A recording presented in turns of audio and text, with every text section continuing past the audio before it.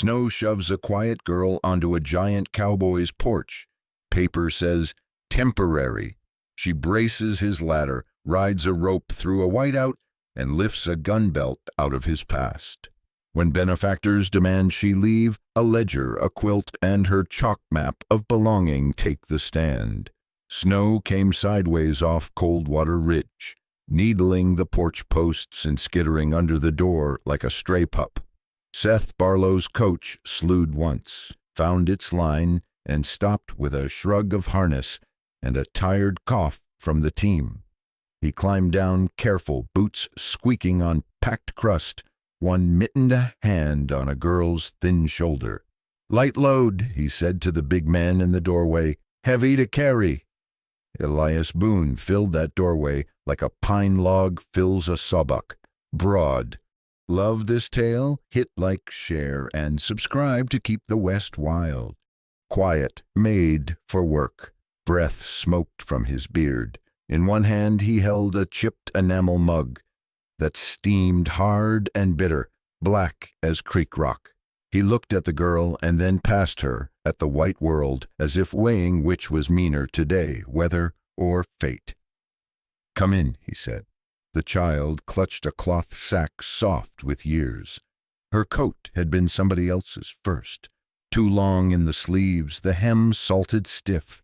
She stepped onto the planks and the wood answered with a tired creak that sounded like it had opinions. Seth handed Boone an oilskin envelope. Boone slid the paper out, read the neat ink that said temporary, the seal from a church committee that lived warm in town and made cold choices for folks out here. "Just till they place her proper," Seth said, not meeting his eyes. "Pass a lock any day. Agatha's talk says sooner's safer." Boone folded the paper once, twice, and tucked it inside his vest like something that might cut if carried wrong. He stepped aside. The girl blinked against the change of light and smell. Wood smoke, wet leather, coffee, a whisper of lanolin from a tin on the mantel. She stood just inside, not moving past the braided rug, as if floors in strange houses were traps. "What's your name?" Boone asked. "Mercy June," she said, hardly louder than the tick of the stove. "I won't make noise, sir." "Noise don't bother me," he said. "Cold does." Shut the door, Seth stamped snow from his boots, tipped his hat toward the girl, and went back out into the wheeling white. The coach rocked, the driver clucked soft, and iron rims grated away until they were only a thought. Boone set the mug on the table and took the sack from her hands. Light, like Seth had said. The weight lived someplace else, eyes too old, a mouth that had learned to stay small. "Stove's there," he said. "Warm your fingers. Coffee's not for you. There's milk." She nodded and crossed in a straight line, heels making shy sounds. She held her palms over the iron belly of the firebox. The skin there was red and cracked like old paint on a fence post. Boone poured milk into a tin cup and set it near, not too close. He watched her watch it, counted, heartbeats, until she decided it was safe to pick up.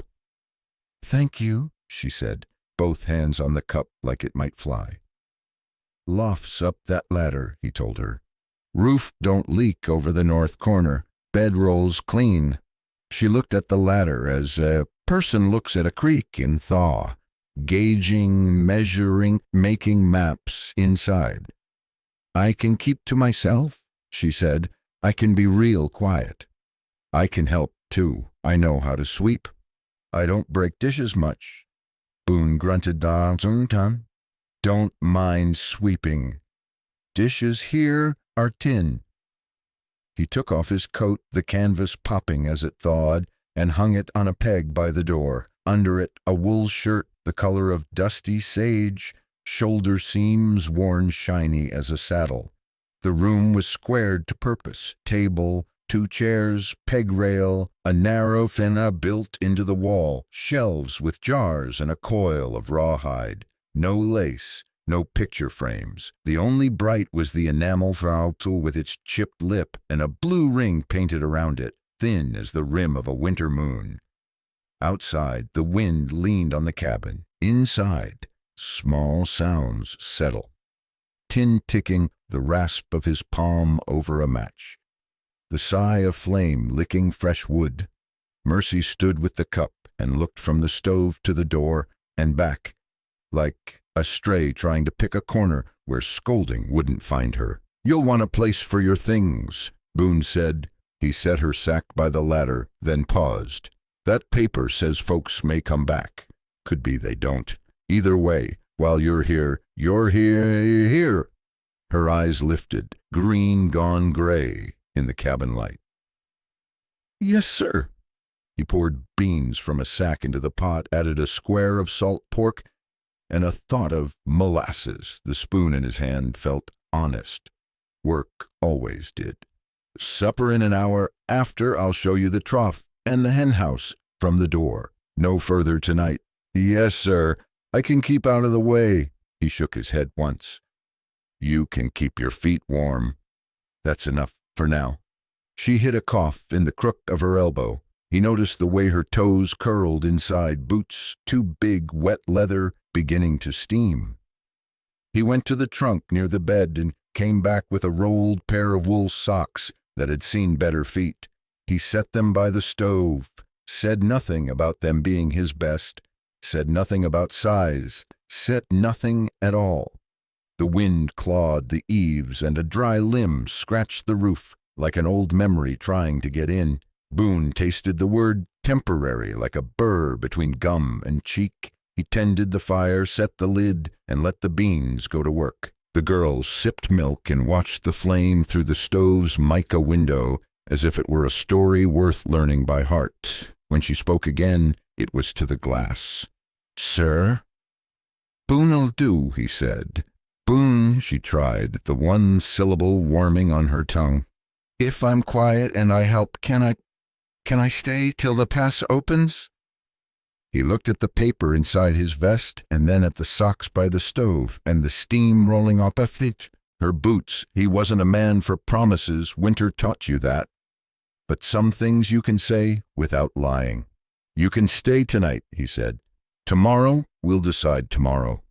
She nodded like that was more than she'd hoped for. He put his hand around the chipped mug, felt the heat soak his palm, and watched the snow write its slant script across the world. Dawn came thin and iron gray, the kind that takes its time warming a man's bones.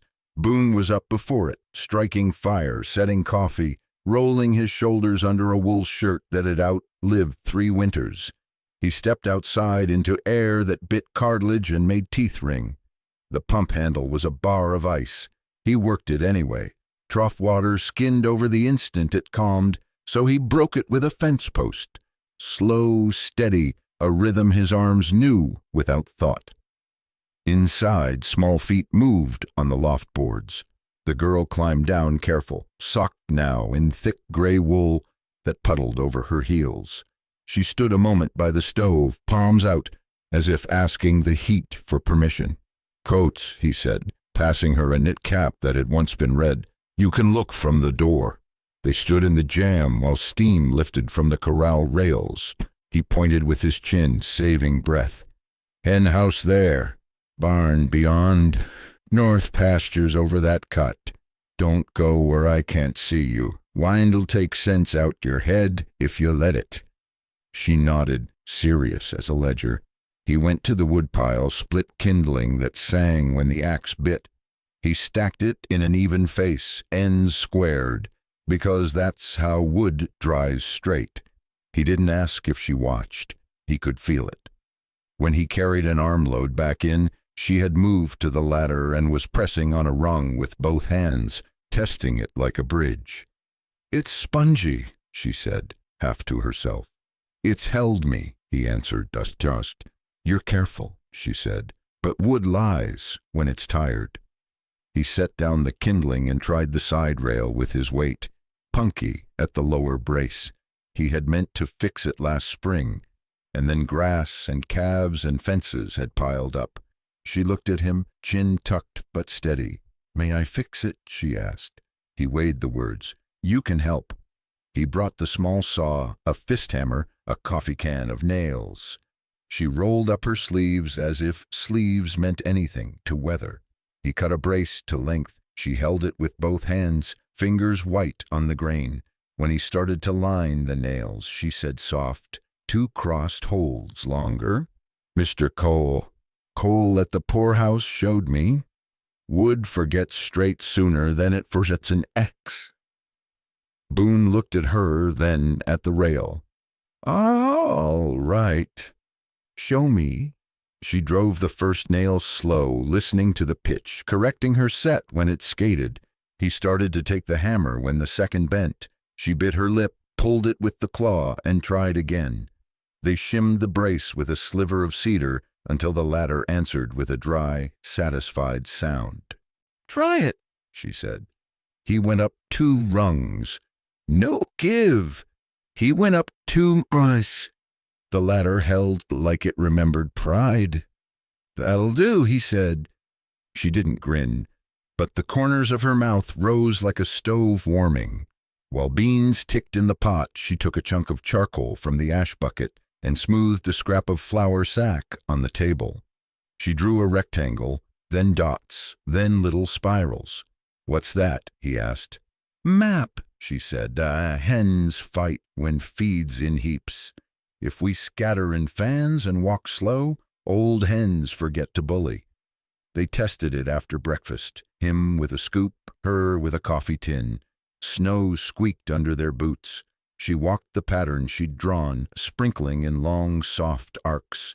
The flock flowed wide instead of knotted. The mean red hen with the nicked comb flared once, and then went busy with grain. Mercy watched, hands on hips, like a foreman half her size. That's better, Boone said. It's quieter, she said. Quiet is easier to keep. He took her by the barn and showed her the tack room.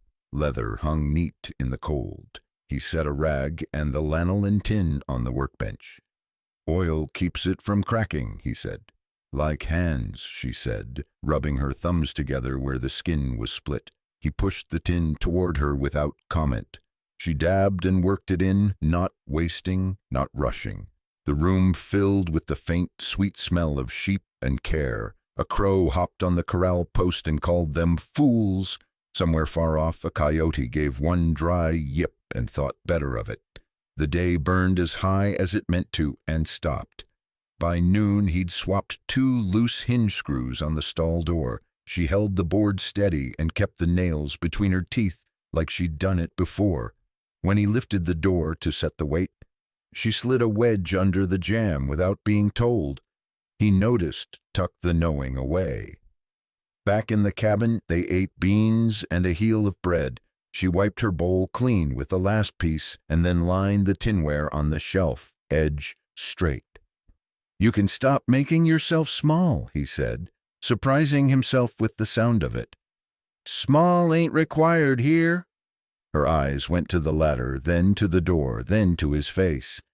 I can make things hold, she said. If I belong, I work. He reached for his mug, felt the chip with his lip, and let the coffee sit. You belonged to this day, he said. We'll let tomorrow argue its own case. She breathed once like a tight knot loosening. Outside, the wind laid down for a handful of minutes, the kind of truce winter gives when it's thinking. Mercy took the charcoal map from the table and folded it into a square, set it under the pepper tin like a plan worth keeping. Then she wiped her hands on her skirt, went to the ladder she'd braced and climbed without flinching. The rungs answered solid. Boone listened to them hold. Twilight came early, the kind that folds a day without asking. Boone banked the stove and listened to the cabin settle. Timbers easing, frost growing its slow white fur on the window panes. Mercy moved quiet above, not the patter of play, but the careful steps of someone who doesn't believe the floor will keep her. Snow ticked the glass. Somewhere down by the cottonwoods a heifer coughed, then went still. Boone laid his pocketknife on the table and checked the edge with his thumb, the old habit of a man who trusts tools more than talk. When the sound reached him, it was smaller than wind, the dry, swallowed kind of crying a child learns so grown folks won't Here. He stood, let the chair scrape once, and went to the ladder she'd braced that morning. The rungs held like a handshake you can count on. He climbed slow so the boards could get used to him. Mercy was turned to the wall, knees up under the quilted roll he'd loaned her, shoulders working as if breath were a stubborn hinge.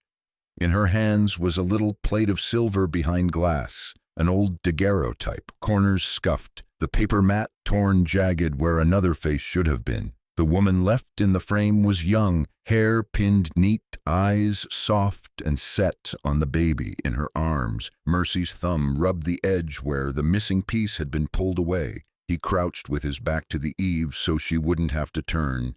"Loft gets colder than it ought," he said, voice low. "Roof keeps the weather off, but cold sneaks through the boards." She stilled, then swiped a sleeve across her face. "I'm sorry," she whispered, pawed. "I'll be quiet."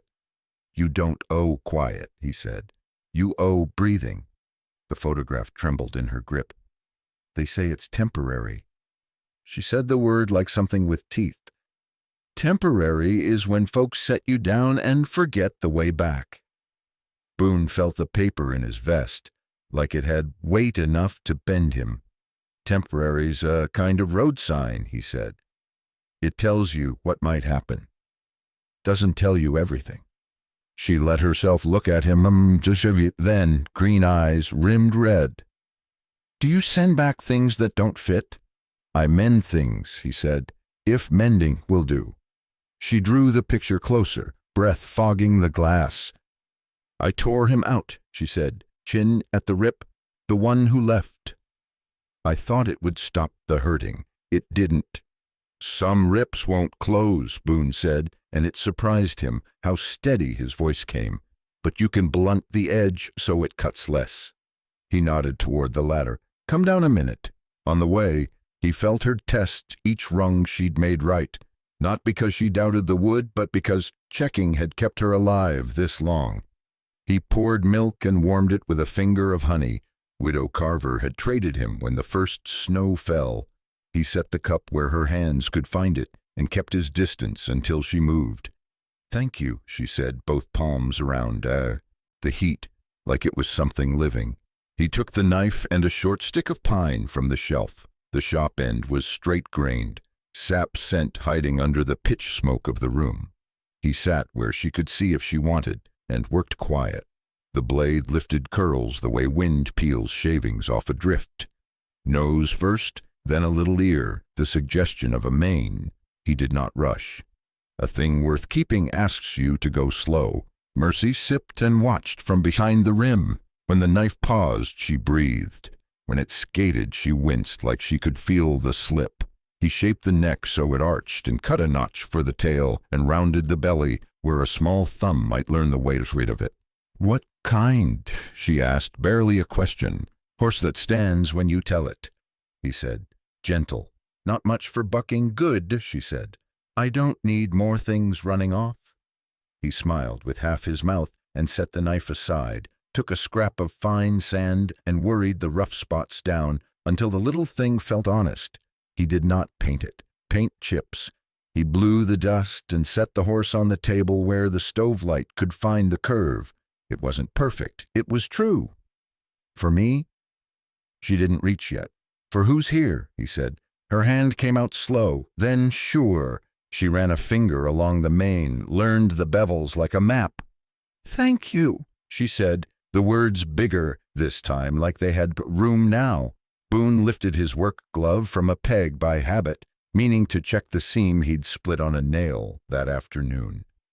He set it down again when he saw her looking. On the shelf above the stove, a tin of needles sat, left over from a time this room had belonged to a different life.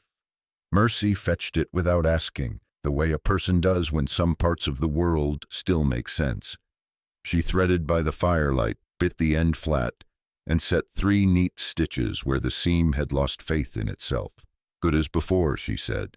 "Better," he answered it. They were quiet after that. Not the fearful kind, the large kind, like a barn after chores, when everything that breathes is chewing, and the world is content to be ordinary. He banked the fire again and laid another split on so the stove would carry them to morning. She stood with the horse in her palm and the torn picture close to her chest.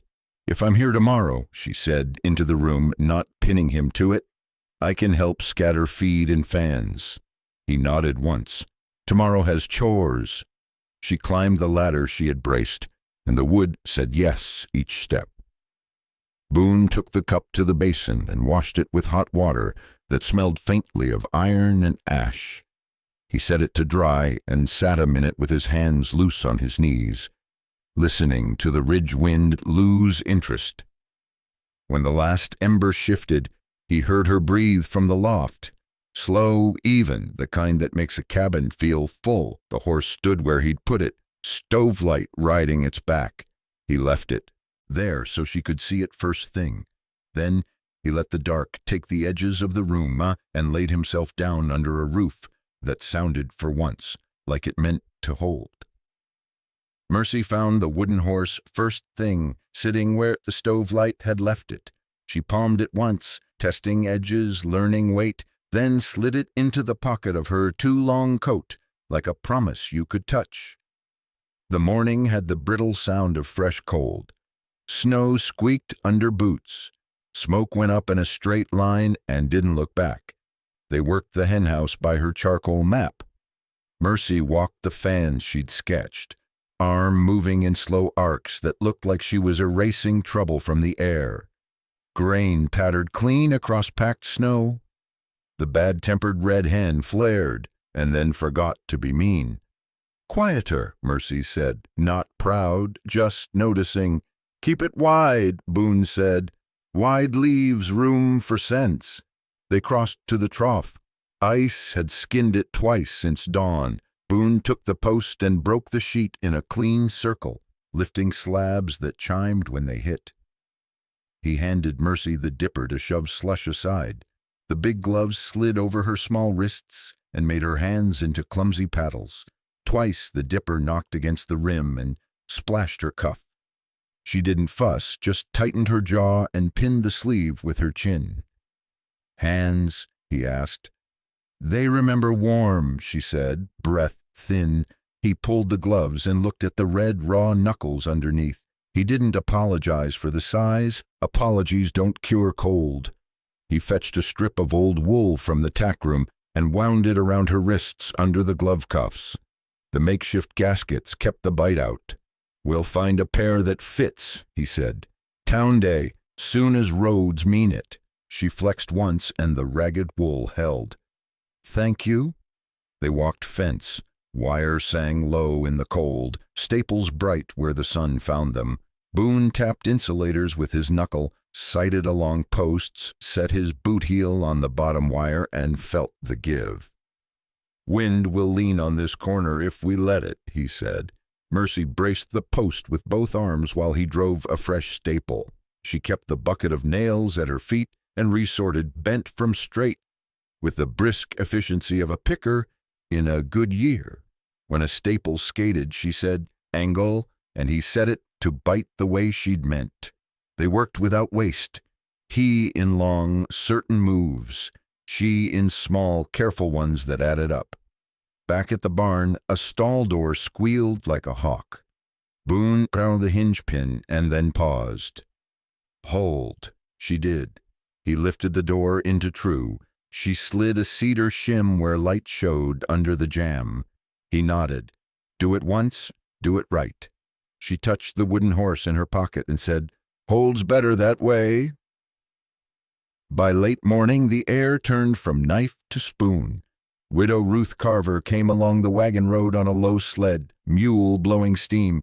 She had a basket covered with a faded quilt and the look of a woman who knows when to speak and when to leave words in the sack.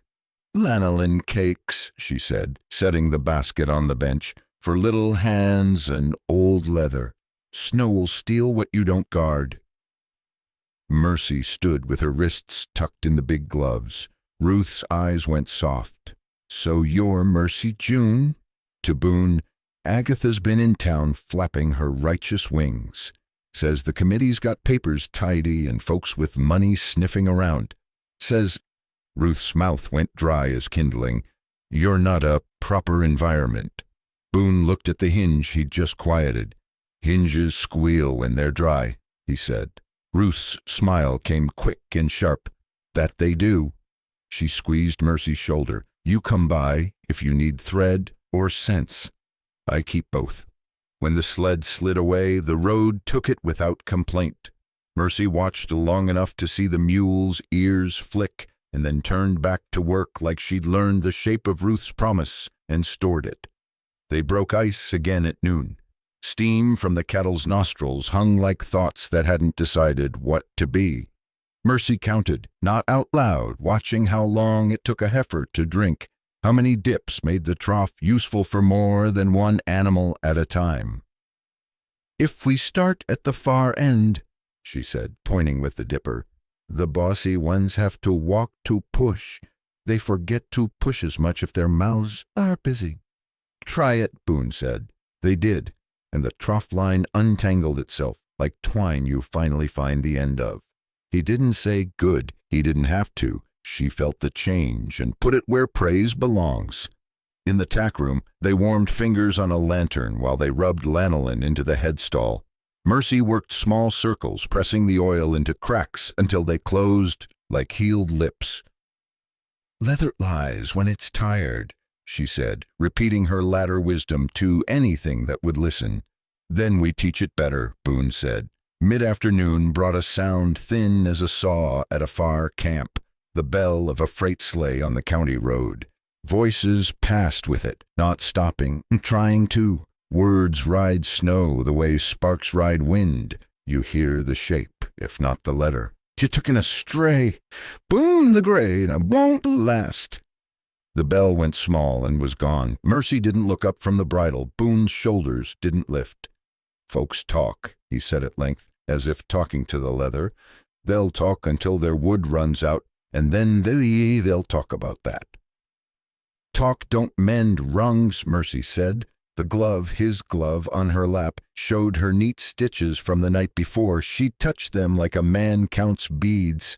They fed out hay before the light failed. The sky had that hard, pale blue that pretends it never met summer. A hawk rode it like a nail. Boone forked the flakes. Mercy kicked them open at the edges so the yearlings wouldn't crowd. When one tried, she raised her arms and hissed like a goose. The yearling reconsidered. Back in the cabin, boots steamed by the stove and the floorboards gave the good noises that mean wood has work to do. Mercy washed with snow in a basin and gasped at the bite, then leaned into the heat, face shining and raw as truth. Boone set a few biscuits on the lid to warm and stirred a pot of salt pork and beans that knew what they were about. Tomorrow, he said, when they had food in hand, we set a patch of stall floor where the planks sprung. After, I'll show you the river cut. From the ridge you can see the town roof lines when weather's honest. She nodded, chewing slow, eyes already making a map of the day she hadn't met yet. He saw her look at the ladder, not wary now, just aware the brace held. The world, for the breath of a winter afternoon, held with it. When the light leaned off the windows and the first real cold came back with its iron manners, Boone checked the door bar and the banked coals.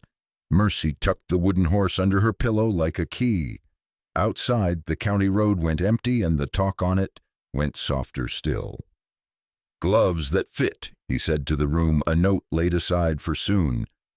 Soon as roads mean it. Soon, she echoed, as if the word were a small fire they could both see. The weather turned without warning, like a horse that's had enough. Mid-afternoon went slate. By chores the sky was down in the yard and moving sideways. Wind hauled snow off Coldwater Ridge and threw it in sheets so thick the world went to two colors, white and the dark you guessed at under it. Boone salted the last of the hay and felt the pressure change in his teeth. We're done outside, he said, voice flat to keep it from blowing away. He latched the barn and checked the rope on the yard gate twice because wind lies. They made the porch by feel. Inside, the cabin sighed at them, and the stove took their wet and gave back breath. Mercy shook herself like a pup at the threshold, hat rim shedding adrift onto the boards.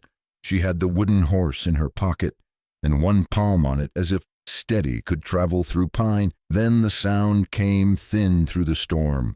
One high, lost bawl, the kind a calf makes when it's past brave and into trouble. Boone froze, head tilted. The wind tried to pull the sound away. It only made it truer. "Stay," he said, already reaching for his coat. "It's a whiteout." "I'll be quick. I can go," Mercy said. "No." He didn't put bark in it, just iron. She stepped closer, eyes narrowed against the draft that found every crack. "You can't hear the high notes like I can," she said, small hand tapping her ear, "and I'm lighter on crust. I won't punch through where you will." He looked at her boots, still too big, but wrapped now with the wool gaskets she'd made work, and at her face, which had the set people use when they've decided to be useful or be nothing. The wind hit the wall again, a body blow. The calf bawled closer. Boone opened the chest by the door. He hauled out a coil of line and a short sled with a cracked runner he'd mended with hoop iron last winter.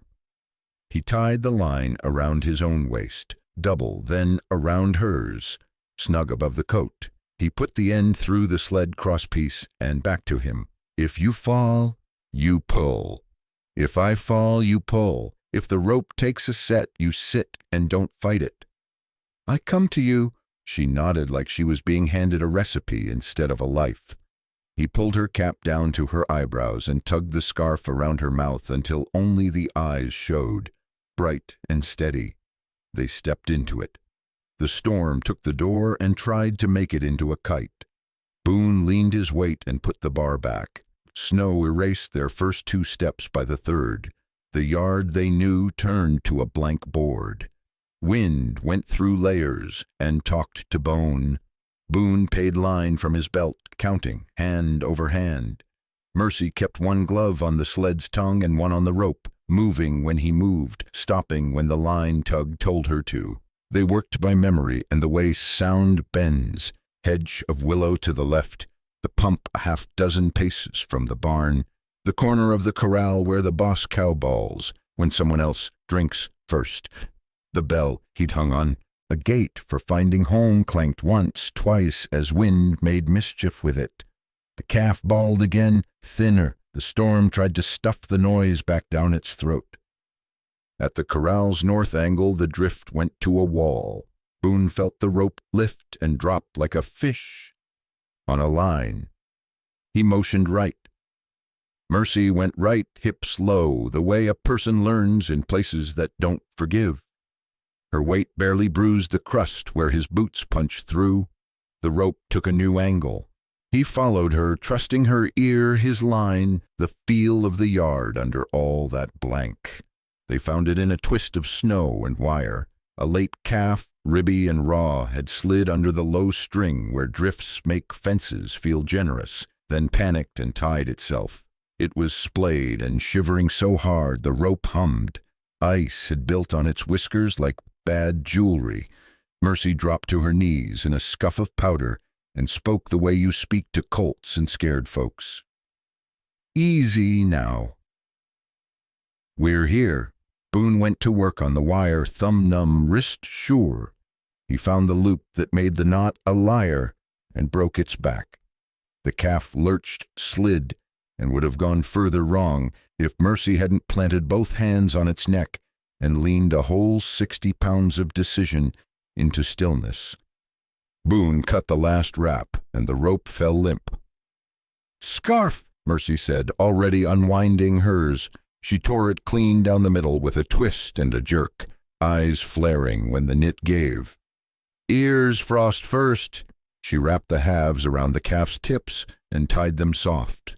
From the pocket of her coat she pulled Widow Ruth's lanolin cake, the small square gone warm from being carried against wanting hands. She rubbed the salve into the leather-soft edges of ear and nose, working it in with little circles while the calf blinked and remembered that the world wasn't always made of knives.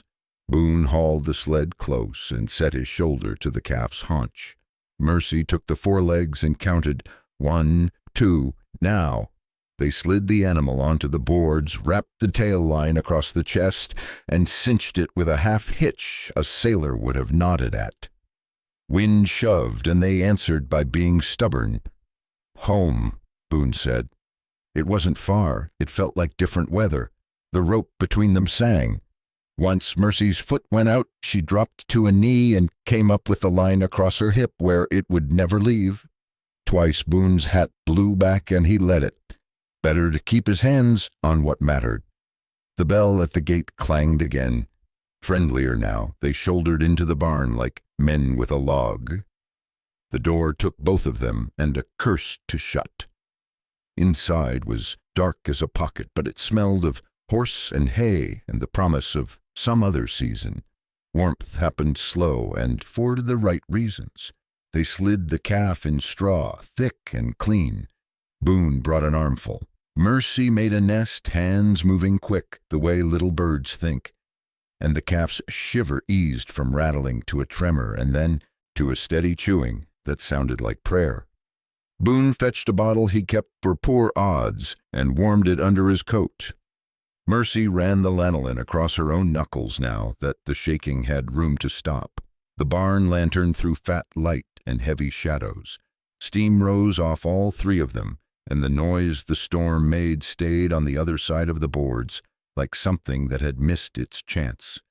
"You said stay," Mercy said at last, voice small but sure. "I did. I asked to go." She looked at the calf, then at the rope burn across her mitten where the line had pulled. "I'm not brave," she added, honest as a ledger. "I'm better when I have something to do." Boone leaned against a stall post and let his lungs find slower air. "Brave ain't a feeling," he said. "It's a decision you renew." She nodded like that lived in a place inside she'd already started using. "I wasn't scared," she almost did then corrected herself. "I was, but not the kind that stops you. Not with the rope on you." He looked at the line coiled at his feet, wet and honest. He thought of other ropes and other knots, and the years when he'd tied himself to meaner work. He didn't say it. Some talk belongs to future nights. He reached and tugged the scarf ends she'd tied on the calf's ears, checking the knots. They held. Of course they did. "You did right," he said. She didn't smile big. She let out a piece of air she'd been holding and put her palm on the calf's neck. "You'll keep," she told it. "Don't go under fences." They dragged the sled to the wall and left it to drip. Boone checked the latches twice out of habit, and once because tonight had reminded him what he could lose. He lifted the lantern, and Mercy followed him back to the house under a quilt of snow that had already forgotten their steps. Inside, the stove was a friend who kept his part of the deal. Boone set a kettle to hum and a small pot of stew to remember what it knew. Mercy stood with her back to the heat and her hands out like she was greeting a cousin. He took the lanolin cake from her and worked a thumbful into the cracks at the base of each finger. The smell of sheep and smoke made a new thing between them you couldn't name without breaking it. "Hurts?" he asked. "Less if I keep doing it," she said. He nodded. "Most things." They ate with their coats steaming on pegs and their boots too close to the stove and didn't fuss about either one. Outside, the storm bragged. Inside, small sounds stacked into something you could sleep in. "Boone," she said when the bowls were pushed and the spoons quiet, "I wasn't scared when I could see you." He looked at the chipped mug, the wooden horse on the table, the rope in a wet coil by the door. "I wasn't either," he said, and let the truth live there. When she climbed to the loft, the ladder answered solid all the way. Boone banked the fire and stood a minute longer and schnicked. The hush that follows work done right. In the barn, the calf turned once and settled. In the yard, the bell hit the gate slow, just once, the sound of the place counting itself and finding the number true. Hale shouldered in around noon, stiff as a teamster, rattling the shingles like a box of nails, shaken for spite. Light went pewter, the cabin smelled of damp wool and hot iron, and the sharp sweetness of lanolin they'd left by the stove. Boone set a pot to simmer and pulled the saddle strings he'd mended last fall, checking edges with his thumb. Work kept weather from owning a man's thoughts. Mercy drifted in quiet as wood smoke, palm in her coat pocket where the pine horse lived now. Her gaze wandered the room like she was taking measure of a place she might trust. It stopped at the low trunk tucked beside his bed, black iron straps, walnuts scarred by miles, the sort that follows a man longer than he follows sense. She touched the lid with 2 fingers. "May I?" Boone looked up. Hale hit harder, then eased like a breath. He set down the leather and nodded once. "Go gentle. Latch sticks." She knelt. The lid lifted with a little sigh, cedar and old road rising like memories you can smell. On top lay a folded blanket, a roll of shirts gone soft with years, a tin of buttons, a sewing awl, a paper bundle of letters left closed. Beneath, black leather, twin holsters tired to the shape of what they used to hold, brass buckle tarnished to a green you find on river coins. The belt lay like a sleeping snake. Mercy didn't flinch. She lifted it with both hands and felt the weight. "Yours," she said, not a question. "Was," Boone answered. "Did you—" She searched for the right word and did not hide from it. "Did you kill men?" The room tightened. Boone kept his hands open and flat on his knees. He looked at the thing she held, then at the window where Hale was thinning to wet. "Yes." Her eyes didn't leave his. "Bad men?" "Some," he said. "Some were just fools with quick hands. One was a boy who believed the stories folks told about me. That one, I quit after that one." She weighed the belt again and set it across her lap like a barber sets a towel. "You were angry," she said, not accusing. "I was mean and paid for it," he said. "Mean earns for a while. Then it starts charging interest." "Boone the Gray," she said softly, giving the name the town had kept warm. "You don't carry now. I sold the irons in Cheyenne before I bought the deed on this place. Kept the belt to remind my hands they don't get to decide anymore." He rubbed the flat of one palm, feeling old stiffness where a scar ran like bad wire under skin. "Some things you don't forget how to do. You can still decide not to." Mercy traced the edge of a holster where the leather had been burnished by draw and reholster, motion worn into matter. She set the rig back in the trunk with care, not like trash, not like shrine, like a tool retired honest. "Will it stay there?" "It will," he said. She looked toward the loft and the ladder she'd braced, then back to him. "We could make rules," she said, serious as a ledger, "so the inside of the house tells the truth to the outside." Boone felt the corner of his mouth try to be a smile and let it. "Say 'em." "Tell the truth," she said, counting with a small cracked finger. "Fix things now, before they come apart." "Don't leave each other." He nodded. "One for each. We can keep those." Hail softened to rain, the good kind that talks a roof to sleep. Boone reached into the trunk and lifted another bundle. Calico blues and whites pieced into squares, hand-stitched with the small, neat pride of someone who didn't waste thread or daylight. A quilt, edges worn just enough to be kind. When he unfolded it, the room took on another smell under cedar. Soap, summer sun long ago, a shadow of lavender that wasn't there anymore except in the cloth's memory. "My mother's," he said. "She made it the year before her lungs gave out." Said quilts hold a map of a family. Here he touched a little triangle cut from denim, "My father's work pants." Here a scrap of her dress from a spring nobody believes now. "She told me, boy, good things are for using, else they turn into something you only talk about." Mercy stood without being told. He carried the quilt to the ladder and up, and she followed. The loft felt higher than it had the last time they'd been up there, like roofs gain inches when the people under them quit lying. He shook the quilt once, a soft thunder, and set it over her bedroll, smoothing the corners with work-hardened hands that knew how to be gentle when the job called for it. She pressed her cheek into a patch no bigger than her palm and breathed, like the cloth was air she'd been saving for. "It's heavy," she said, wonder tucked under the words. "Weight keeps a person," he said, "holds them while they rest." She stroked a crooked seam with the back of one finger. "Are you sure?" "Precious is meant for hands," he said, "not for boxes." They climbed down, and he closed the trunk. He did not lock it. Mercy wiped her palms on her skirt, habit, not shame, and looked him full on. "If angry days come back," she said, "we say it out loud." "Out loud," he agreed. She glanced toward the barn the storm had worried, and toward the door that remembered being rope-tugged that morning.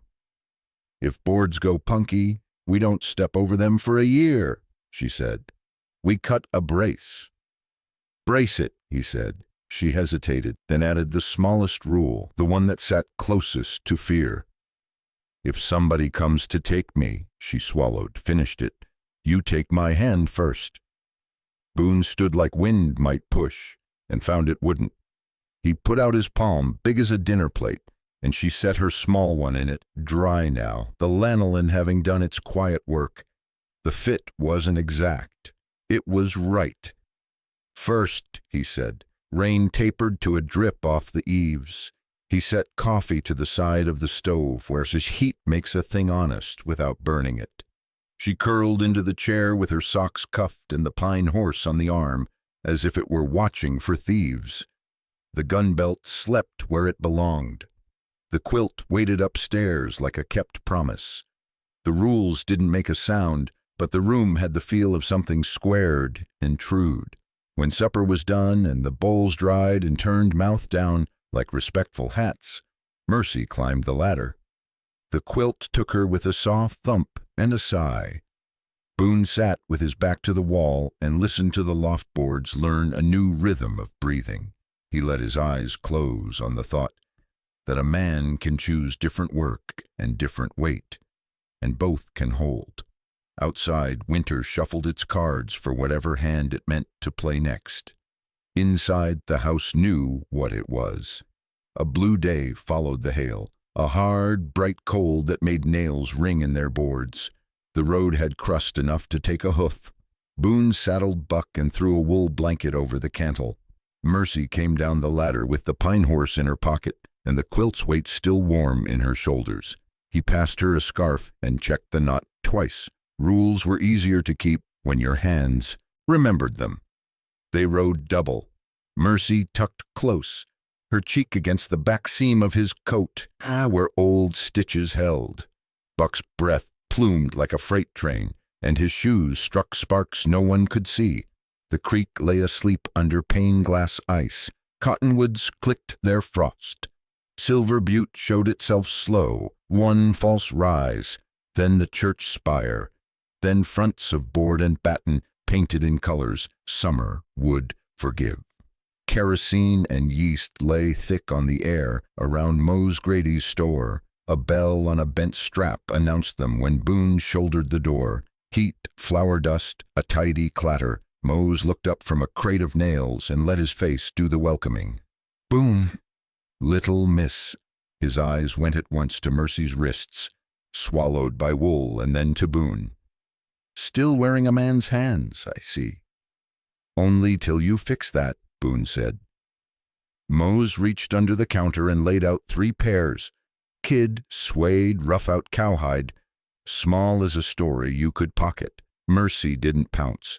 She weighed seams with her thumb, bent each finger, looked for where stitches might lie to her next month. She chose the rough-out pair, brown as toast, lined with fleece, cut to work. "Palms grip better, even when it's wet," she said, trying them on. The cuffs sat just right against her jacket. She flexed. The leather talked back and said yes. "Smart pick," Mose said, pride like a pipe smoke above his words. He wrapped a peppermint stick in brown paper and slid it across. Winter tax rebate. Mercy glanced at Boone. Boone nodded once. She tucked the cinnamon white bar into her pocket as if promises had stripes. Boone added coffee, salt, a sack of oats, and a tin of stitching wax. While Mose tallied, Mercy stood by the window and watched town. Men moving slow to save heat, a dog bargaining with a butcher, two boys arguing over a hoop. She stood straight, hands in new gloves, not hiding, not daring either, just belonging to her own measure of space. "Afternoons," Boone said, when Mose handed the slip. "We'll need a slate and chalk." "Alma Finch still keeps a school in her parlor," Mose said. "Reads better than the preacher. Counts faster than his symptoms and does that." Sure. They crossed the street where the snow was brown lace. Mrs. Alma Finch answered their knock with a broom in one hand and spectacles riding low. Her little room smelled of lemon oil and old paper. A stove purred under a wire rack where socks remembered being wet. 3 days a week, she said after Boone said what he needed. She looked at Mercy like teachers do, at eyes, at spine, at the way a child holds silence. "Your letters." Mercy held up her palm and drew a careful M in the air, then a crooked J. "I know sounds," she added, not proud, not apologizing. "Good," Alma said. "We'll teach the rest. Bring her after chores. I'll send sums home that live on feed sacks and ledgers. Learning sticks better when it carries hay." Boone felt something ease at the base of his neck. He counted out coin. Alma waved half of it away and wrote balance in a small black book. "Community's a quilt," she said. "No sense in one square staying warm while the rest catch chill." They stepped back into the bright and right. There stood Miss Agatha Pritchard, starch and zeal, bonnet straight enough to plumb a wall. She wasn't alone. A fine sleigh waited by the hitch, its runners etched with factory vines. Beside it, a man and a woman in travel wool that didn't see weather much, Silas and Margaret Davenport, faces pinked by cold and by the pleasure of being the right people in the right place. "Mr. Boone," Agatha said, the name clipped like ribbon. "Providence brings us together. Allow me. Mr. and Mrs. Davenport from Denver, benefactors of the Ladies' Benevolent Society." Silas's glove was kid, not work. He offered a small bow to Mercy as if she were a guest at a tea. "We've heard of you, Miss Mercy June," he said, voice polished. "We've come a long way hoping to meet you." Mercy's new gloves found Boone's coattail, not grabbing, touching base. Margaret Davenport's smile was warm and well-practiced. "The Society has approved a scholarship and trust in your name, dear. Lessons, proper clothing, a piano." Agatha slid a paper from her reticule as if she were dealing a winning hand. Wax seal red as a holly berry. "Funds are contingent," she said crisply, "upon immediate placement with the Davenports and safe passage before Dead Man Pass. Ice is over. Timing is everything. Miss a day." Her smile made it sermon, and the opportunity is lost. Boone's face didn't change. Inside, something old set its feet. He read the header without taking the sheet. Saw the word contingent. Saw must depart at once. Saw dates stacked like cordwood against them. Silas spread a gloved hand toward the sleigh. "We have rooms at the hotel. We're bound east at first light. It will be a grand new beginning."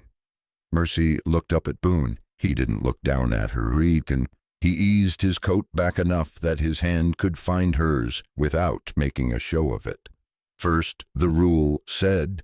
He closed his fingers around hers and felt the fleece of the new glove and the bones under it that had decided to grow straight. Kind of you, Boone said to the air more than the man. He turned a fraction toward Agatha. You've been busy. Busy for the child's sake, she answered, chin proud of herself. We must think of futures, mister. Boone proper shaping. Across the street, Alma Finch had not gone far. She stood in her doorway, broom still in her hand like a staff. Mose watched from behind his glass. Widow Ruth had paused her sled on the far corner, mules steaming, eyes narrowed to slits that saw more than most. The town's breath held. Margaret took one small step toward Mercy, voice gentle. There will be girls your age, dear. Parties, books, and music. Books here, Alma said mildly from her stoop. Number fewer, but get read more. Agatha's smile thinned. She lowered her voice and raised her edges. Mr. Boone, surely you see the advantage. We'd all sleep better with the child under cultured guidance. Boone looked at Mercy's gloves, at peppermint paper peeking from her pocket, at the chalk dust on his sleeve from Alma's doorway. He saw the sleigh runners, too, bright, fast, made for surfaces that hold. Winter doesn't always. Opportunity's a fine word, he said. Belonging is another. Silas's brow creased as if the math didn't balance. We can give her everything. Boone lifted their joined hands a breath. She ain't a everything, he said. She's a someone.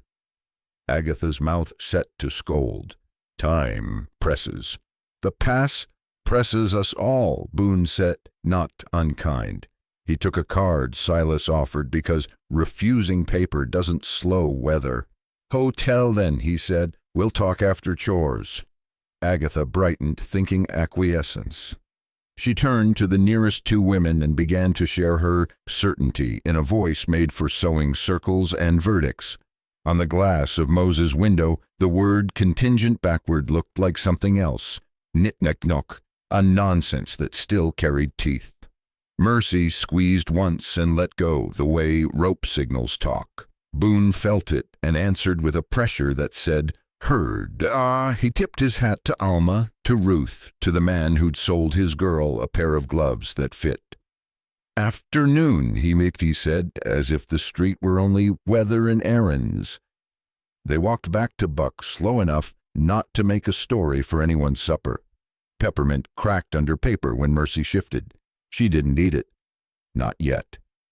The stick felt like a line you saved to draw a better map. On the ride home, the sun burned cold and low, a nickel seen through ice. Mercy leaned into him the way a person leans when a world tries to tilt. Boone's jaw worked around words he wasn't ready to spend. Rules are rules. Tell the truth. Fix it now. Don't leave. We'll feed early, he said at last. Then I'll go see a man about paper that bends. Judge? Mercy asked into his coat. Likely, he said. Buck put his feet where feet belong when the day asks more than fair. Behind them Silver Butte put its talk away for the night. Ahead the ridge wore wind like a habit. At the cabin the door stuck and then forgave. The stove woke.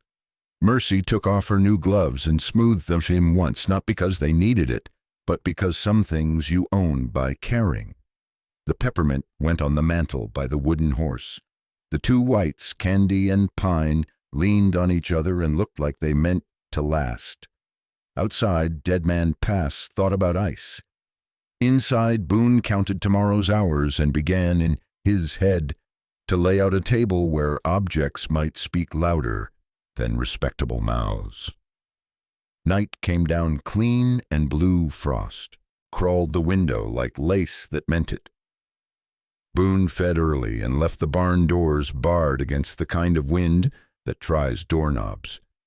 He saddled Buck in the lee, set Mercy up behind, and rode for Silver Butte with the crust singing under iron. The hotel lamps were already lit. A sleigh waited at the hitch, runners bright as lies. Inside the lobby, carpet swallowed boot sound, coal heat lay thick as velvet. Silas and Margaret Davenport stood near the desk. with Miss Agatha prim and pleased, a wax-sealed packet on the marble like a bright red thumb. "Judge is ready," the clerk said, eyes sliding to Boone's seat size and Mercy's small, set mouth. Judge Whitlow's office sat over the bank, plaster hairline cracked, a pot-belly stove working honest, lamp glass polished to make its circle matter. The judge wore whiskers trimmed square and a look that didn't waste time. "Set your things," he said, tapping the desk blotter with a pencil. "We'll have order, without speeches." Boone didn't argue. He had brought a table's worth of truth. He laid down his ledger first, rawhide tie, pages blotted neat. "Open to the signed sale of steers to Grady and Sons, money in before thaw." He put Mrs. Finch's lesson schedule on top. Monday, Wednesday, Friday, sums and letters, mapped clean in a teacher's tidy hand. Beside it, he set a folded note in Doc Lila Hart's straight script. Sleep improved, appetite steady, fewer fright responses, recommendation, remain in present, stable environment. Mercy slid her new gloves off and set them next to the pine horse, palm on wood a breath longer than necessary, then let go. She didn't climb into anyone's lap, didn't hide. She stood with her toes on the knot in the floor and watched the judge the way you watch weather, respectful, ready. The door opened on two more stories. Mose Grady came in with apron shed and hat brushed. He placed a paid-in-full chit on the felt. Feed and salt settled on the dot. His pencil mark as plain as a handshake. Widow Ruth followed with a bundle. She didn't say hello. She laid Boone's mother's quilt across his Mercy's shoulders like a decision made earlier than tonight. Warmth stood up in the room. Sheriff Amos Pike arrived last, hat in hand, snow making a wet collar. He didn't talk much. He set down a stiff photograph from Howell's studio, yesterday's saved calf. Mercy's torn scarf knotted on its ears, Boone's hand in the frame holding a bottle, straw bright as gold under lantern light. He left the picture where any eyes could find it. Agatha made her move. She slid the society's paper forward with two tidy fingers. Wax seal, proper stamps, the word contingent as sharp as a spur. Must depart at once. Funds void upon delay. Dead man pass now passable. She smiled like weather could be filed. The judge's pencil tapped once. "I have read it." He set the packet to his left and glanced at the desk that had turned into a map. Ledger, lessons, doctor, quilt, horse, photo, chit, things that spoke without leaning on adjectives. Silas Davenport eased a silver watch from his pocket, checked it, put it back. Margaret folded and unfolded a handkerchief that had never met sweat. Their faces were kind because they had time to practice. Boone didn't touch the brim of his hat. He'd hung it on the peg walking in. He put both hands flat on his thighs so they wouldn't look like fists. Mercy licked a split in her lip and stopped herself, set her hands together instead, like she'd seen women do in church when words were too many. "Any man here intend to shout?" Judge Whitlow asked the room. No one did? Good. Then the objects will do the talking. He turned the ledger. Income present and predictable. He tapped the lesson sheet. Schooling named and scheduled sheet. He read Doc Lila's note, not aloud, just enough to put it under his skin.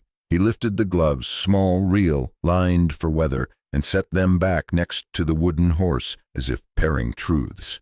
He studied the photograph and did not smile. Judges learn to keep their faces honest. "Sheriff," he said without looking up. Amos answered with one slow nod. "Mr. Grady?"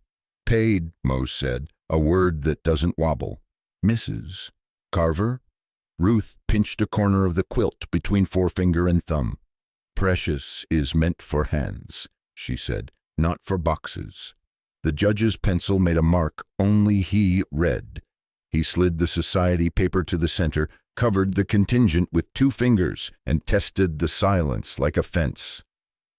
The law is a tool, not an idol, he said finally. Tonight it will be used. He set his palm on the blotter. This court grants a 30-day stay on transfer of custody. In that span, Mr. Boone will file statements of means, secure written references from these citizens and others, and formalize the schooling arrangement. The Davenports are welcomed, if they choose, to make the acquaintance of the child under supervision in town. We will reconvene on the first Tuesday after thaw and hear the matter clean. Agatha breathed in to object. The judge's pencil lifted. Miss Pritchard, the society's generosity remains noted. Its conditions will not drive this bench. Silas opened his mouth, closed it, opened it again on a different thought. Margaret looked at Mercy the way a woman looks at a bird on her sill, surprised that wild can be tame without cages. Mercy's hand slid along the quilt edge, found Boone's fingers where they rested on his knee, and touched first. He turned his palm and answered. No one wrote it down. It didn't need ink. The judge lifted his small gavel, more knot than mallet, and tapped once. The sound was wood telling wood to behave. Mr. Boone, he said, you've chosen smaller roads than the ones you used to ride. Keep to them. Miss Mercy, you keep to your schooling and your chores. Mr. and Mrs. Davenport, the court appreciates your interest and invites your patience. He leaned back. The lamp hummed. Outside, snow ticked the sash. With 2 fingers instead of fists, now. Agatha collected her packet like a woman picking up a needle she'd pricked herself with. She aimed a look at Boone that would have curdled milk if milk hadn't already met winter. We all want what's best, she said, which is a sentence people use when they're losing. Then we're pointed the same way, Boone answered, voice level as a frozen pond. Mose cleared his throat to nobody. Ruth tucked the quilt tighter around Mercy's shoulders, just because. Amos put 2 knuckles to the brim of his hat and let them fall. A lawman's amen. They went out by 2s and 3s. The hotel piano tried a hymn and gave up. In the street, the sleigh's runners hissed on fine snow as Silas turned them toward lights. Boone stood on the boardwalk with Mercy at his side and a paper list building in his head like a fence line, references, receipts, a desk for lessons, time carved from tired. Cold, Mercy said. Bites. Less when you've got weight on your shoulders, he said, and brushed the quilt edge where it crossed her collarbone. They stepped into the night that had decided not to be cruel for an hour. The stars were clear enough to count and give names to. Above the false front of the bank, frost painted the glass letters backward. Inside the office, on a green felt desk, a small pine horse stood beside a pair of child's gloves and a photograph of a saved calf cooled under lamplight. Objects don't vote, but they keep score. The judge's gavel still lived in the wood. When Margaret Davenport asked, soft as steam, might we speak with the child a minute? Whitlow tipped his head. Boone looked at Mercy. The rule sum up between them like a lamp. First, he opened his palm. She set her glove in it and then took it back, nodding once. It's all right, she said, not asking permission. Boone stepped to the hall where Mose and Ruth made a wall that looked like talk, but was more like weather break. They took the parlor, coal grate humming, red carpet that wanted city feet. Silas stood polite by the window. Margaret sat, hands folded on a reticule as if it held the right answers. Mercy didn't perch. She slid her slate from under her arm, chalk tucked in its slot, and set it on the low table like a woman laying out bread. I don't have speeches, she said. I have a map. She drew plain boxes and lines, not pretty, true. Henhouse square here, a scatter of dots where feed walks wide. Trough long as a tongue, little hash marks for ice we break. Barn, stall 3 with a star for the calf who lived because ears kept their tips. A crooked ladder and beside it a small X-brace. The cabin, a square with a smaller square on top, loft, and a wavy line labeled quilt. Then the table. She put a heart there, not round and sweet, just the shape a hand knows. She drew a tiny horse, 4 lines, and a neck on the mantel. Off to one side she made a hill and wrote town under that, Mrs. Finch, MWF. She blew chalk dust and it floated like late snow. Silas moved closer without scaring it. Margaret leaned, eyes wetting the way a person's do when they've been told a new truth by something with no edges. "And you?" she asked. Mercy touched the heart. "Here?" she said. "I fit here. I can carry quiet here. I can do work that holds." Silas looked at his wife. Something in the weight of his shoulders changed, as if he'd set down a suitcase no one asked him to carry. "We meant good," he said. His voice had less Denver in it now. "We do a great deal of meaning." Mercy nodded, not unkind. "I don't need a piano," she said. "I need a place that remembers me when I'm not in it. The barn smells know me. The hens don't argue if you walk right." Margaret's hand went to her reticule and stayed. "You could have friends," she offered. "Oh, but it sounded like a question now." "I have them," Mercy said, counting quiet. "Mrs. Finch, Mose, Widow Ruth." The sheriff nods at me. Buck lets me pat his jaw. Boone listens. She pointed to the slate, to the heart. "He keeps first." They were still. Cole settled. Somewhere down the corridor a bell rang for something that didn't concern them. Margaret folded her hands harder and then let them loosen. "What do you do when the past closes and the world says no?" she asked. And you could hear she meant it for more than roads. "Fix what you can reach," Mercy said. "Wait with work in your hands." Silas rubbed his mouth like a man shaving off pride. "Mrs. Davenport," he said, and the way he said her name sounded like two people talking to each other for the first time. "I believe we've been educated." Margaret stood and smoothed the front of her coat. "By a 6-year-old and a piece of chalk," she said, and smiled the kind no finishing school teaches. She held out a hand. Mercy shook it solemn, businesslike, the way Boone does when a thing is settled. They went back to Whitlow together. Silas spoke plain. "Your Honor, we withdraw our claim for immediate custody. We will remain available. We will, if it be agreeable, contribute to the child's schooling purse without conditions." Agatha made a sound like a hinge, refusing oil. The judge didn't scold it. He only wrote a line that looked like approval. The 30 days that followed had hard edges and good weight. Work first, the rule said, and it held. Boone signed a steer contract in Mose's back office. Ink thick, terms fair, delivery after thaw. Mose stubbed the receipt and slapped it twice with a palm that's never loved a man for nothing. "Paid's paid," he said. Boone nodded and tucked the slip with the others, a quiet fence building paper by paper. At home, Boone planed boards smooth enough to take splinters out of a day and built a desk under the south window where light shows up to do its part. Mercy sanded the corners so dresses wouldn't snag. Alma Finch came with a bag of slates, a primer thumbed soft, and a bell the size of a walnut she set on the sill to make school sound like play. Mercy learned letters that fit in her mouth when Winter let her talk. She pushed numbers around like feed until they behaved. Sums lived on feed sacks and in the ledger margins. She liked them better with hay on their boots.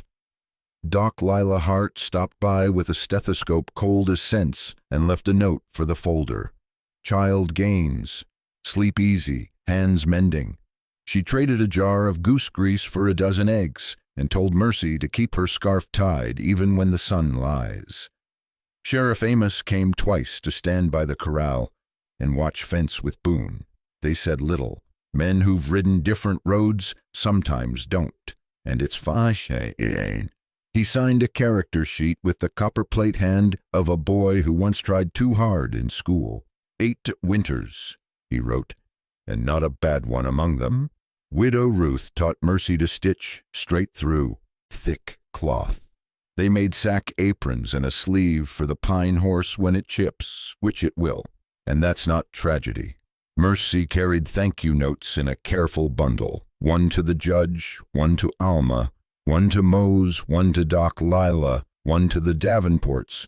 She printed slow, tongue caught between teeth, and got the names honest, if not pretty.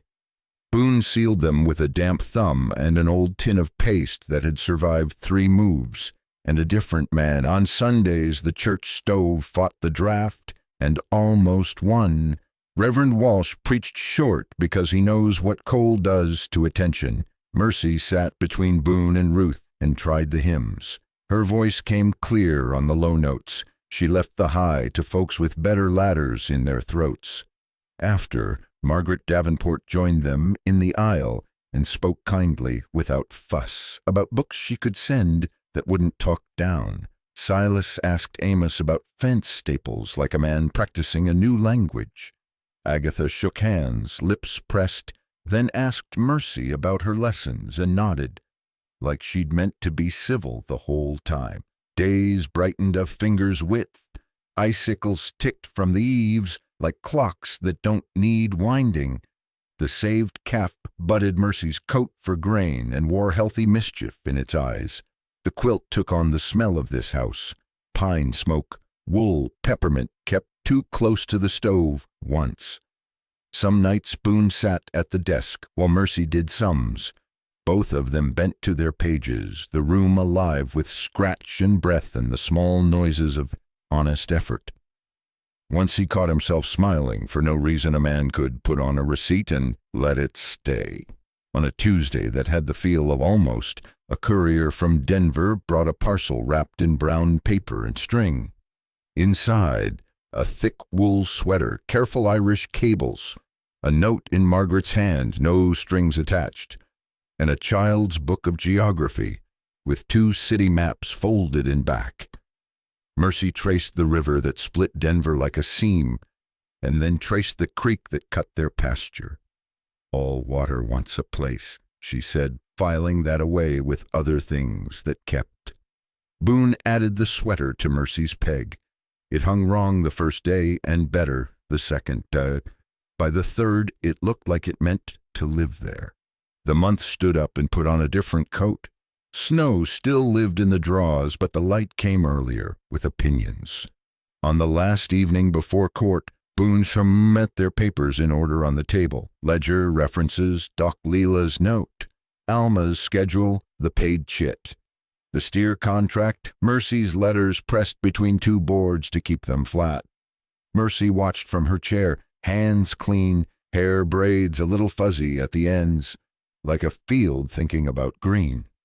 First, she said, and reached. Boone took her hand before he knew he'd moved. Outside, a long icicle let go. It hit the yard with the neat crack of a thing that served its weather and can go to water now.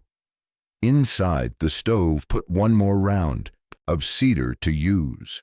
Tomorrow would bring its own kind of cold. But tonight the cabin held, squared and true, with a map on a slate and a quilt upstairs that kept 2 heartbeats from forgetting themselves. Court day came bright and brittle, the kind of morning that fools a man into leaving his scarf on the peg.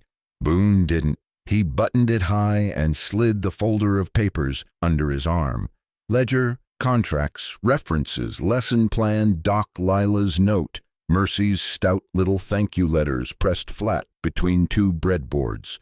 Mercy wore the Irish knit sweater from Denver, sleeves rolled once, new gloves in her pocket, chin set for weather and words. Judge Whitlow ran a quiet room. The pot-belly stove ticked. Sun made a cold square on the floorboards. Folks came because towns do that. When a matter turns into a mirror, Mose, Ruth, Alma, Doc Lila, Sheriff Amos along the wall, hats in hands, faces that had made up their minds weeks ago. No speeches. The judge read. He turned each sheet the way a fenceman checks staples. Firm, even, enough. He laid the steer contract atop the ledger, touched Mrs. Finch's schedule, skimmed Doc Lila's line about sleep and steady appetite. set Amos's character page where it showed, and kept Mercy's letters to himself like a man pocketing small coins that spend sweet. Silas and Margaret Davenport stood as if they were in church. Miss Agatha sat stiff enough to creak. The society's contingent paper didn't make the desk today. No one missed it. "Mr. Boone," the judge said at last, voice plain as a hammer, "you have shown means, you have shown plan, you have shown a house that keeps its promises." He looked over his glasses at the girl by Boone's elbow. "Miss Mercy June, you keeping to your lessons?" "Yes, sir," she said, "sums that fit in ledgers." "Good," he said, and you could tell he meant the word. The gavel was small and honest. One tap. "This court grants permanent custody of Mercy June to Elias Boone of Big Rock Ranch, Coldwater Ridge. The matter is closed." Air left the room and came back warmer. Ruth put a gloved hand to her mouth and blinked like smoke had found her eyes. Mose let his palm fall flat on his thigh once, a sound like paid in full. Amos nodded slower than a clock. Alma smiled with the edges, teacher soft. Doc Leela sighed the way a person does when a fever finally breaks. Margaret Davenport stepped forward with a brown paper parcel and a small bank envelope. "For her schooling purse," she said, "without conditions." Her smile was real today. "And the sweater, well, it looks like it's home already." Silas held out his hand to Boone like a man passing a post-hole digger across a property line. Boone took it. That was all. Agatha gathered her reticule with care. She met Mercy's eyes, opened her mouth, closed it, and settled on a nod. For Agatha, that was weather changing. Outside, the day had softened. Icicles ticked from eaves. Wagon ruts showed brown under a skin of melt. Boone and Mercy walked 2 blocks wordless, and then turned in at Howell's photographic rooms, because some moments deserve a nail in them. Inside smelled of collodion and dust. Mr. Howell, vest puckered, cuffs inky, posed them before a painted backdrop of a river that pretended to be somewhere else. "Hat off, sir," he said. "Feet set. Shoulders back. Little miss, chin here." He brought a wooden headrest up behind Boone's collar and set a smaller one to Mercy's shoulder. "It don't hold you. It reminds you to hold yourself." He pulled the lens cap like a magician palming a coin. "Still," he said. "Think of something you don't mind becoming." Boone thought of a ladder brace crossed true. Mercy thought of the quilt's weight and the way the barn sounds stack after chores. They kept. The cap went back on. Mr. Howell breathed out. "There," he said, pleased. "You'll have a plate for the mantel and a card for your wallet, mister." They walked home in a light that had opinions about spring. At the cabin, Mercy fed hens by her map without being told. Boone knocked mud from his boots and set a new hook. Near the stove for the Irish knit, because hooks keep what hands forget. He lit the lamp early, just because. The photograph came 2 weeks later in a hard envelope, corners protected like a secret's. Boone opened it at the table. The image caught them formal. Man, big as fence timber, child straight as a yardstick. But the truth leaked past the posing. Mercy's mouth held the idea of a smile. Boone's eyes had put down something heavy. Behind them, the painted river looked silly and nice. In front of them, the life they owned didn't require paint. He set the frame on the mantel between the wooden horse and the peppermint paper she hadn't found reason to throw away yet. Mercy stood and looked long until looking turned to belonging. "That's us," she said, not surprised. "That's us," he agreed. Evening laid its blue hand on the windows. Boone checked the door bar, rattled it once for the old habit, and twice for the new. He banked the stove and added a cedar split, so the room would smell like work done right. Mercy climbed the ladder she'd braced, quilt waiting like a kept promise. She lay down and breathed once deep, the way a person does when a roof has decided to hold. "Good night, Father," she said, the word fitting better in her mouth than last time. Boone's answer found him before he thought it up. "Sleep, daughter." Work come morning. The cabin settled. Outside, the last long icicle let go and broke clean on the step. Tomorrow would bring mud and fence checks and a hen that keeps trying to lay in the hayloft. Sums lived in the ledger. Letters leaned toward words. The calf with saved ears head-butted the gate like a boy. Boone sat one more minute in the chair by the stove, hands open on his knees, watching the fire think. He wasn't a man for speeches. He was a man for rules that kept, for weight that warmed, for pictures that told the truth even when you held still. Sometimes the West gives a thing back slow. Sometimes it gives it back all at once and quiet. On the mantel, the photograph caught lamplight. On the loft, a child slept under a quilt that had learned a new house. Between them, air moved easy, carrying the small sounds of a life that had chosen itself and meant to keep doing so, day after day, thaw after thaw. If this ride warmed your hands a little, tip your hat in the comments. Drop a 0 to say you were here, a 1 if you want more trails like this. Hit subscribe and saddle up. Next week we're heading for fresh snow, old debts, and another fire worth sitting by.